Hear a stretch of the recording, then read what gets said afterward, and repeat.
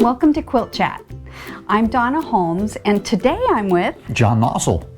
Hey John, we get a lot of questions from phone calls and emails about how to download patterns and books. Yeah, we do. So, that's a really great feature that we've got, especially for our international customers. So let's get in and take a look at that. Okay, great.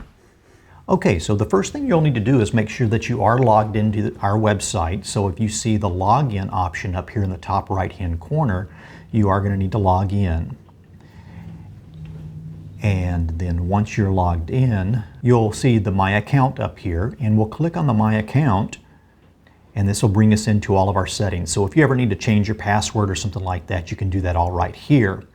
But we're going to go in and look at our review orders and track packages.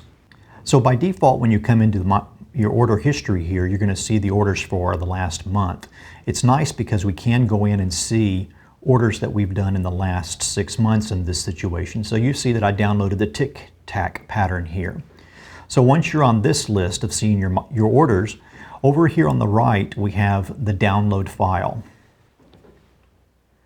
And then once we're here, we'll click over here on the left to click here to download. Just look for these blue arrows that you're seeing, and then we'll have our tic-tac digital file that we can download by clicking on the name there.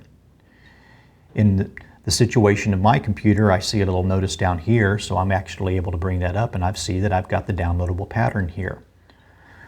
And once you have that, you are able to go ahead and save that, print it, and do whatever you would like to do with that pattern and enjoy that downloadable pattern.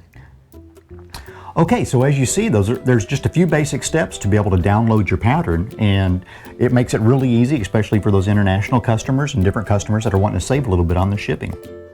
I think those are great tips. Thank you for joining us, and we'll see you next time on Quilt Chat. Bye-bye.